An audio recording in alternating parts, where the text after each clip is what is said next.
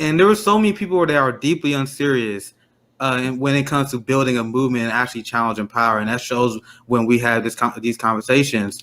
My brother RJ on Revolutionary Jargon had Magnus on, and they was promoting the end the war protest, a direct action that they are doing to protest the wars.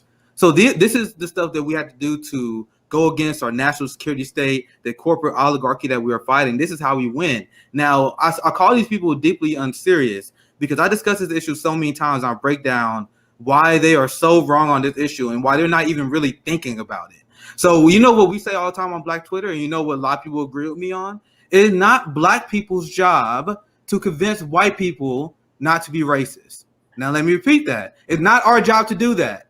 It is the job of the white community to get white allies and turn them to not to be racist. Now, if we do that, I do that sometimes because it's kind of fun and it's pretty easy to do actually when you connect people on issues.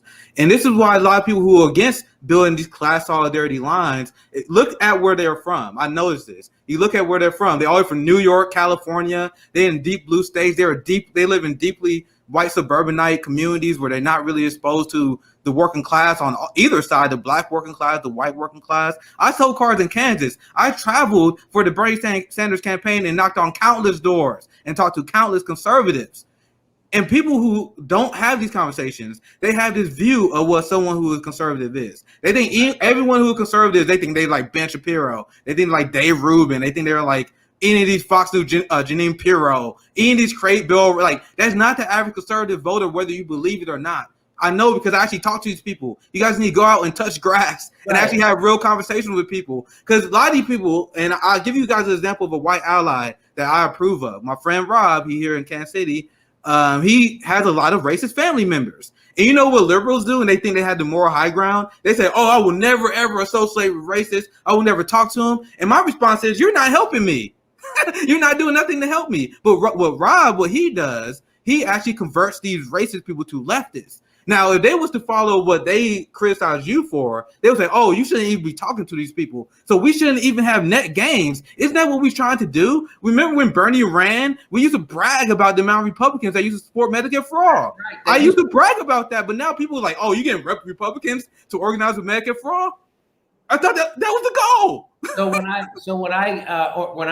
went out and marched and gave a speech for Medicare for all, I was advocating for Medicare for all, not just for Democrats, not just for progressives, not just for environmentalists or lefties. I was advocating Medicare for all. That means Trump voters. That means right wingers. That means gun nuts. That means crazy racists like Joe Biden. Even people like that, I think, should have Medicare for all. Even crazy authoritarians like Kamala Harris, I think, should have Medicare for all. I think crazy right-wing murderous warmongers like Barack Obama should have Medicare for all. I think everybody should have Medicare for all, just not people we like. I'm advocating for Medicare for all. And that's why it's important when you organize something like that, you get people who aren't in the same political lane that you are, because that shows the wide support, and that's what scares the shit out of them. If you get a bunch of Greens or a bunch of lefties or a bunch of progressives screaming,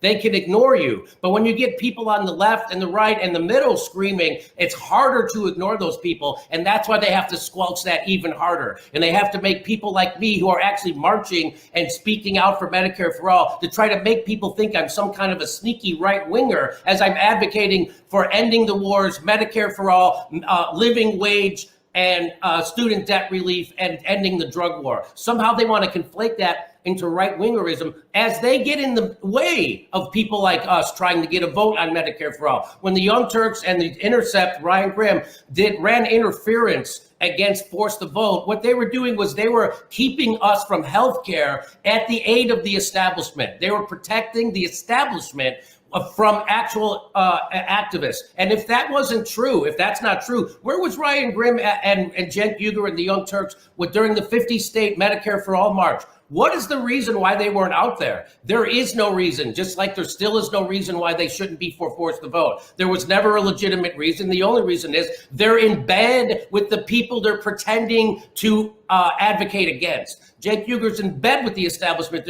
Jeffrey Katzenberg doesn't give you $24 million if he thinks you're going to upset the apple cart. He gave that to Cenk Uygur because they are controlled opposition, and we got to call these pieces of shit out all the time. If you try to build a movement to get Medicare for all, if you try to build a movement to end the war, they'll say, "Oh, look, Red Brown Alliance." Yeah, Red Brown Alliance. That's their go-to. Those people saying Red Brown Alliance, why didn't you show up at the Medicare for All march and fucking interview some of those people and tell them how they're propping up a Red Brown Alliance as they don't have fucking health care? Why don't you do that and see how fast it is that you get the fucking ass handed to you? Because they'll never do that. They're just a bunch of fucking cul-de-sac babies whose corporate lawyer parents put them through Ivy League schools, and if they ever got near a worker would punch them in the fucking face. These people hate the people they claim they advocate for. They don't even want to talk to them. They don't want to be seen with them. That was their mindset. They didn't want to be seen with the Medicare for All activists because the squad and the progressive boutique managerial left, they see us as deplorables. They don't want to be seen. So like, you hate the people you claim. You hate the people you claim you fight for. And people understand why I'm upset. I'm part of the proletariat that you don't want to be seen. I'm not college educated. I am rough around the edges.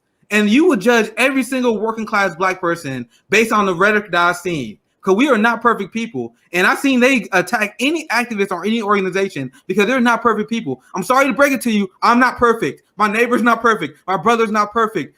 We all need to continue to grow as people. So what I want to say, and I've been covering this on my show, and I'm glad this has resonated with a few people, because a lot of the actors that we are talking about, they hate when you bring this up. Because we had the Freedom of the Information Act, they revealed how the CIA infiltrates our movements. And this is something that's been living rent-free in my head for years, ever since I learned about this. And what they do, they always advocate caution. They always say you gotta make decisions that go through certain channels. I can bring up the receipt to show you guys. I covered this on my show multiple times, the list. And number 4 on that list was keep bringing up issues as many times as you can. So I remember the Medicare for All march. They booked a speaker who was an infiltrator. Okay, we dealt with that.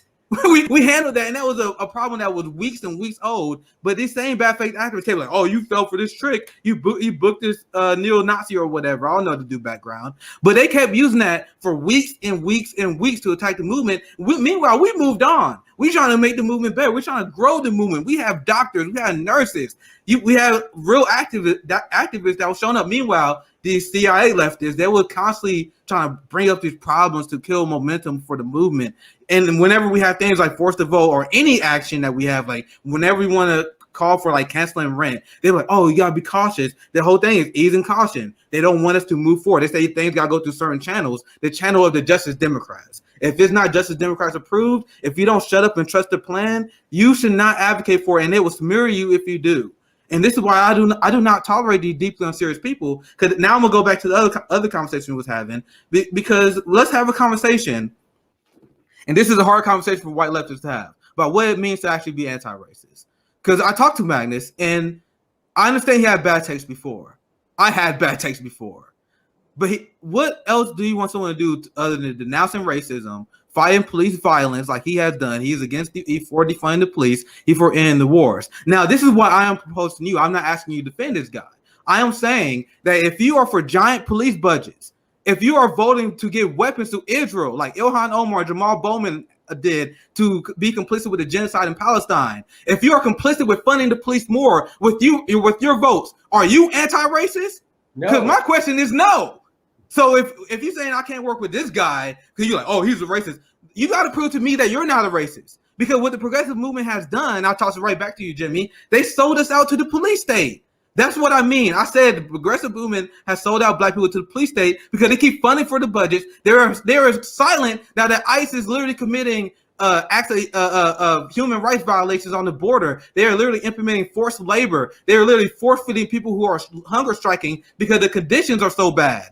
And you guys are silent on those issues of state violence, but you think you're anti-racist? So I give people the benefit of the doubt until proven otherwise. So when I see someone that organized the end of the war marches, when I see someone that's against the police budgets who want to give my community health care, I'm like, okay, I'll give this guy benefit of the doubt. But for you guys who for bombing Africa and all these other countries, for you guys who are for pro-police budgets and for imperialism, I don't trust you. That's what you don't understand. You guys assuming that I should have your trust, and you don't have it because you guys are not showing it in your activism. You are siding with the police state. I'm sorry, Jimmy. I toss it back to you. What's your thoughts? I'm loving it. You're 100% right. The squad sides with the police state. They side with imperialism. They side with Joe Biden, and Joe Biden's the biggest racist, warmongering, imperialist, black, anti-worker voice in the country.